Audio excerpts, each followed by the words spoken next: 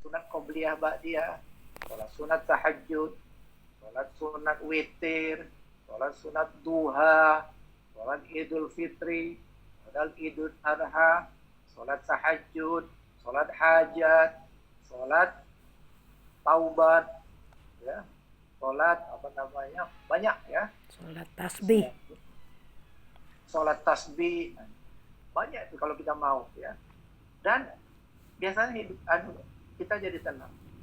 Pernah suatu saat ada sidang DPR, berdebat, instruksi, pegang. Waktu sholat, ketua sidang bijak,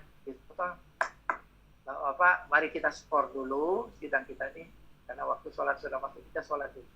Sudah, istirahat, duduk sholat, makan, kemudian balik lagi. Sesudah rapat berjalan, tidak ada interupsi, lancar aja, karena sudah sholat.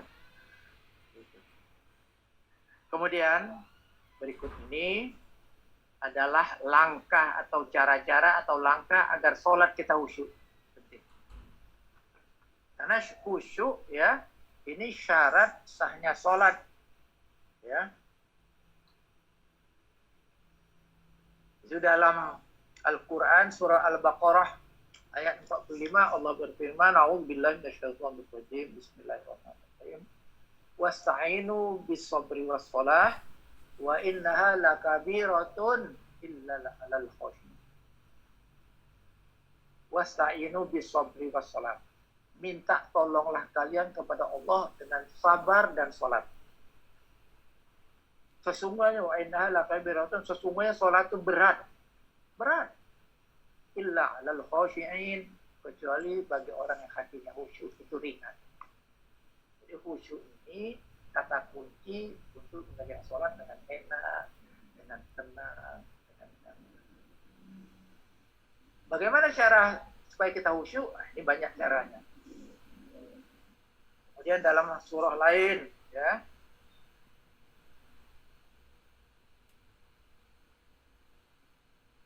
dalam surah Al-Anbiya, wa'in'una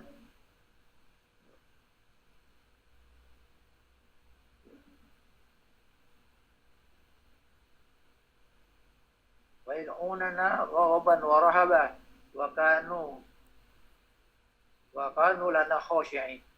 Artinya mereka berdoa kepada kami dengan penuh harapan dan rasa takut dan cemas, dan mereka adalah orang-orang yang khusyuk di dalam sholatnya. Kemudian dalam surah Al-Isra, ya, وَيَحِرُّونَ لِلْأَذْقَانِ يَبْكُونَ وَيَزِيدُهُمْ خُشُوعًا. Mereka menyungkurkan mukanya dalam keadaan menangis dan khusyuk, mereka semakin bertambah, dan khusyuk mereka makin bertambah. Itu dalam surah Al-Isra, ya. Kemudian juga di dalam surah Maryam, A'udzubillahi minasyaitonir rajim, wa mimman hadaina wajtabaina idza tusla alaihim ayatul rahman kharru sujadan wa bukiya. Sesungguhnya dan orang-orang yang kami beri petunjuk dan telah kami pilih, apabila dibacakan ayat Al-Quran yang Maha, mereka itu akan tersungkur dengan bersujud dan menangis. Kemudian di dalam surah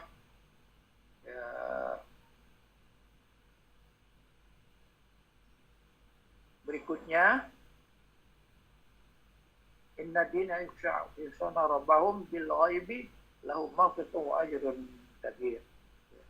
Bahwa sesungguhnya orang-orang yang takut kepada Rabb-nya yang tidak tampak oleh mereka, walaupun Tuhan tidak tampak gaib, mereka akan memperoleh ampunan dan pahala yang besar. Surah Al-Mulk. Kemudian di dalam surah Al-Baqarah ayat 152, fazkuruni azkurkum washkuruli wala takfurun. Ingatlah kalian kepadaku, zikirlah kalian kepadaku, dan bersyukurlah kepadaku, dan janganlah kalian mengingkar nikmatku. Zikir itu as-shalah. Puncak zikir itu sholat. Aqimis sholata li dzikri, kerjakanlah sholat agar kalian ingat dan berzikir padaku. Berzikir. Kemudian dalam surah berikutnya yang sudah saya sebut, ya ayyuhalladzina amanu ista'inu bis-sabri was-shalah innallaha ma'as sabirin. Wahai orang beriman, minta tolonglah kepada Allah dengan sabar dan sholat. Sesungguhnya Allah berserta orang sabar. Jadi satu paket, sholat, sabar. Kalau tidak sabar, sholat tidak sempurna. Jadi oleh karena itu, dua hal ini jangan sampai kita lupakan. Berikutnya, ini ada beberapa kiat ya. Cara-cara atau langkah agar kita sholatnya khusyuk. Ini tolong dicatat dalam ingatan. Pertama, hadirkan rasa yakin bahwa kita dilihat Allah. Jadi waktu kita sholat itu, fokus hati kita lagi diawasi Allah. Malu rasanya kalau tak sempurna. Malu rasanya kalau hati ini. Namanya ihsan. Orang yang merasa dilihat Allah itu namanya ihsan. Iman, Islam, ihsan. Yang kedua, menyimak, menjawab, dan merespon azan yang sedang dikumandangkan. Nah, ini penting. Banyak orang ya pada saat azan dikumandangkan dia tetap sibuk dengan aktivitasnya, yang lagi baca-baca, yang lagi ngobrol-ngobrol, yang lagi makan-makan, yang tak boleh pada saat azan dikumandangkan. Baca Quran pun lagi stop. Bayangin, Quran lalu azan kumandang, kita fokus mendengar azan. Ini penting ya. Jangan sampai kita Dan yang kedua, apabila saat azan itu mana kita masih ngomong, ada hukumannya, ada ancamannya. Kata Nabi, orang yang azan itu mana dia ngomong, insya Allah nanti pada saat malaikat maut mencabut nyawanya, dia tidak bisa mengucapkan kalimat tauhid la ilaha illallah. Tidak bisa husnul khotimah. Padahal husnul khotimah itu kuncinya la ilaha illallah. Pada saat akhir hayatnya. Ini dia tidak bisa. Ya. Karena kebiasaan ngobrol, ngomong, ketawa-ketawa pada saat azan dikumandangkan. Jadi kalau saat azan dikumandangkan kita berhenti semua aktivitas. Ini banyak diabaikan orang. Yang kedua, yang ketiga, hendaknya wudunya disempurnakan dan tidak boros air dan tidak pula menahan BAB. Jadi kalau kita mau sholat, jangan langsung ambil wudu. Kadang ada rasa BAB dulu. Mau kencing dulu. Mau kentut dulu. Kentut cebok. Maaf. Kalau kentut, saya cebok. Walaupun bukan berak. Kenapa? Bahasa merajatnya itu. Kentut itu adiknya berak. Hampir sama. Ini cebok. Kemudian, cebok, kentut. Gunakan pakaian terbaik, suci dan wangi. Tadi sudah saya sebutkan. Jadi kalau kita mau sholat itu, pakaian terbaik apa? Jangan pakaian kumal, apalagi kotor. Kita tidur malam-malam, ya, tidur pakai baju kaos, bangun subuh, tidak mandi lagi, langsung ambil wudu, baju kaos yang pakai tidur tadi tidak diganti, jangan. Kalau saya mau subuh, saya tidak tenang kalau tidak mandi. Walaupun hanya tidur, tapi tidur itu kan keluar keringat. Banyak. Dingin, bagaimana dingin? Nah, caranya, sebelum kita mandi, cuci kaki dulu. Nah, cuci kaki, siram air, nanti angan itu naik ke badan. Jangan langsung mandi, langsung siram kepala. Wah, dingin, bisa masuk angin. Syukur kalau di rumah ada heater, ada air panas. Ya. Yang penting cuci kaki. Jadi minimal kita ini mandi 2 kali sehari minimal. pada saat waktu subuh, kemudian beraktivitas sehari menjelang mau maghrib, mandi lagi, ya, pakaian diganti, ya, sehingga kita semua pakai yang terbaik, suci dan wangi, pakai minyak wangi. Gitu. Yang kelima, supaya kita khusyuk, pahami makna bacaan sholat. Kita baca Bismillahirrahmanirrahim. Ara'aital ladzi yukadzibu bid-din, fadzalikal ladzi yad'ul yatim wa la yahuddu 'ala ta'amil miskin. Fawailul lil musallin. Jadi surat, ya. Apakah kalian tidak melihat orang yang mendustakan agamanya? Ini kata Allah. Siapa itu? Ara'aital ladzi yukadzibu bid-din, fadzalikal ladzi yad'ul yatim. Itulah orang yang menterlantarkan anak yatim. Wala ya'udhu 'ala ta'am, dan tidak memberi makan orang yang kelaparan, orang miskin, dan tidak menganjurkan orang untuk berzakat. Fawailul lil mu'ahin. Fawailul lil musallin. Celakalah, nerakawilah orang yang sholat.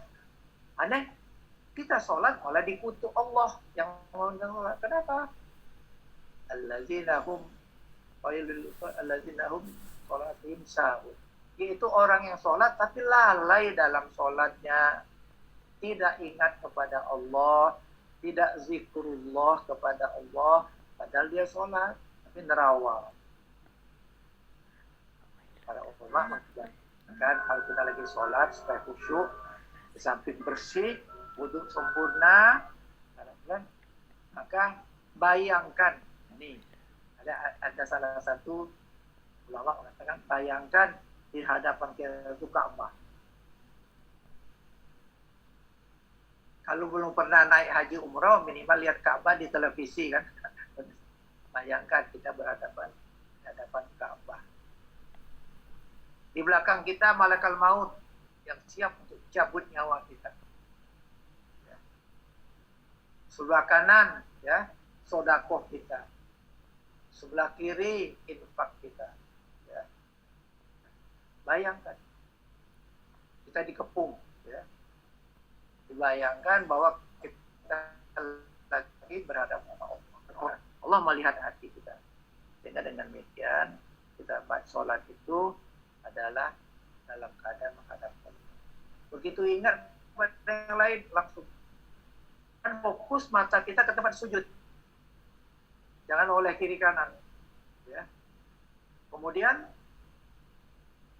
pada saat kita tasyahud awal, ya, awal atau akhir, pada saat asyhadu alla ilaha illallah, nah barulah mata kita lihat jari tangan kita yang ditahiyat, at-tahiyatul mubarak.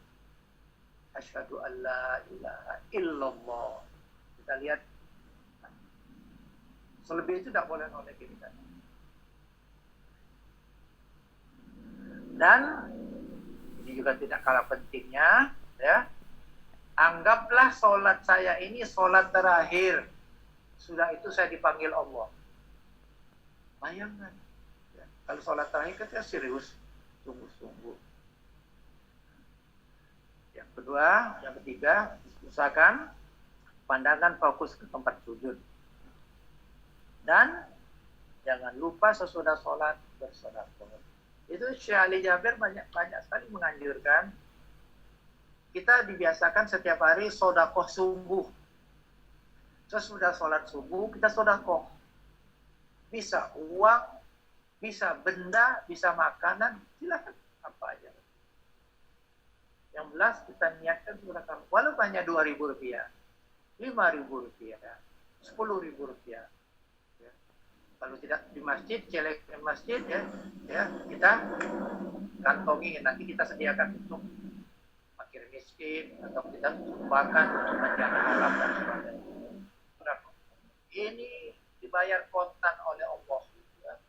Rezeki orang itu akan mengalir terus. Sedikit aja. Ini contoh saya, ya. Saya kalau habis sholat subuh, Saya bawa kantong, hmm, bawa kantong, ini isikan kacamata, ya. Kemudian HP, dan biasa saya isi kopi atau teh, luwak kopi, atau kapal api, atau teh tarik. Kita sholat, saya kasih, ya, jamaah-jamaah OB-OB yang minim itu saya anggap ini sodako. Ya, kemampuan saya sebatas itu, cuman ya, tidak apa-apa. Yang penting ada niat sodako.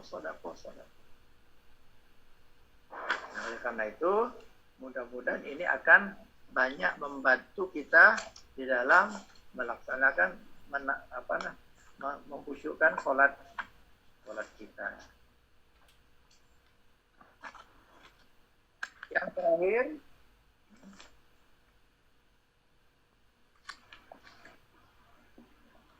ini ada 5 tips, ya.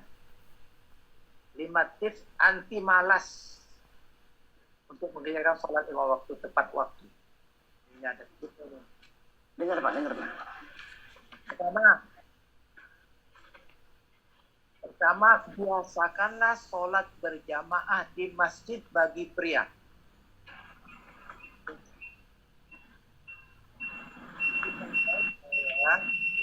Sholat berjamaah. Apa Pak? Kalau di Timur Tengah, apalagi di Arab Saudi, di Turki, ya, di Emirat, di Brunei, laki-lakinya tidak sholat di rumah. Laki-lakinya sholat di masjid atau di mushola. Perempuan sholat di rumah. Bahkan Imam Malik memberikan fatwa mengutip dari hadis, la sholata di jaril masjid illa di masjid. Tidak sah sholat yang rumahnya dekat masjid tapi tidak sholat masjid, tidak sah.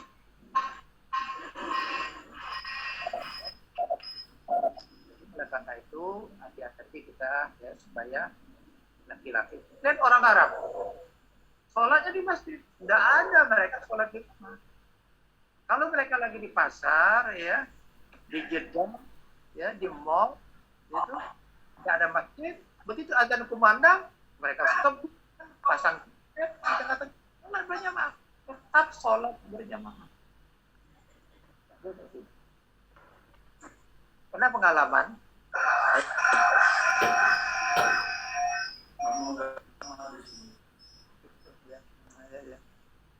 saya pulang. Nyai Yani unmute-kan dulu, Nyai Yani.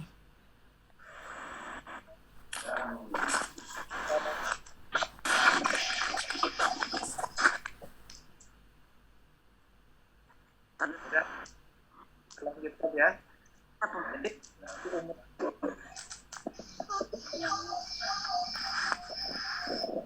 selesai umroh, ya, sudah asar, selesai umroh langsung sholat maghrib.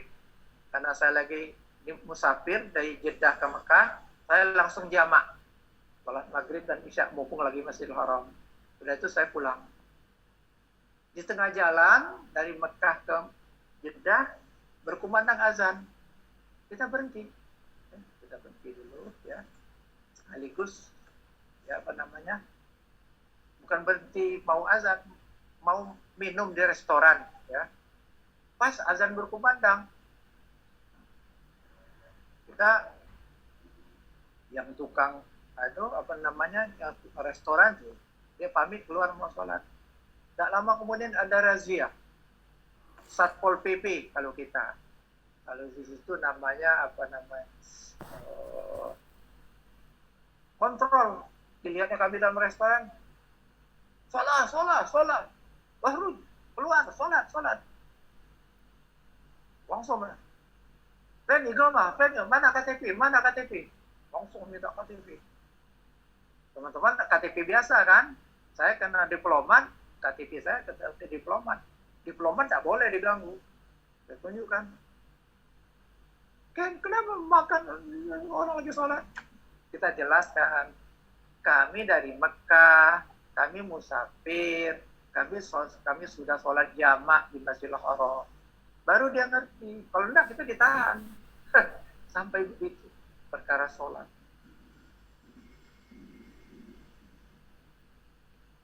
Jadi itu. Jadi kalau dapat ya, biasakanlah bapak-bapak sholatnya di masjid atau di musola dekat rumah ya. Jangan sholat di rumah. Pertama, 5 tips agar kita tidak malas untuk sholat 5 waktu tepat waktu. Pertama, niat. Tidak niatkan dalam arti, ya Allah, aku akan sholat di awal waktu. Diniatkan. Jangan lewat aja gitu. Yang kedua, biasakan sholat berjamaah. The power of habits. Kebiasaan itu akan menjadi kebutuhan kalau dibiasakan. Yang ketiga, kontrol diri. Jika malas, ingat sholat itu kewajiban. Sekaligus kebutuhan. Nih. Yang keempat, jangan pernah ditunda. Nah ini, kelemahan kita, kaget baiklah. Kaget. Agung ini, tidak boleh. Hentikan. Ya. Coba kita di kantor, dipanggil bos, kita lagi sibuk tuh. Kita tinggalkan, panggil bos. Ya. Ini yang manggil Allah. Masa kita cuek ya?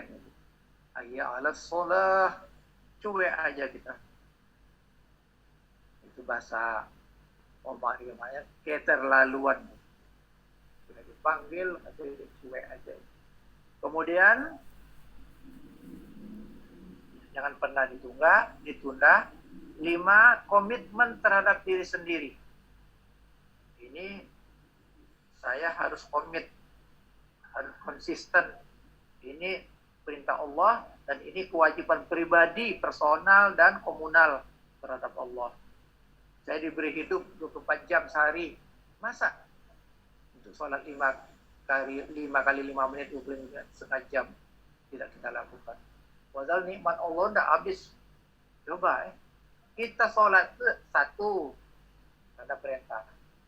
Yang kedua karena kita butuh untuk kita. Yang ketiga kita bersyukur.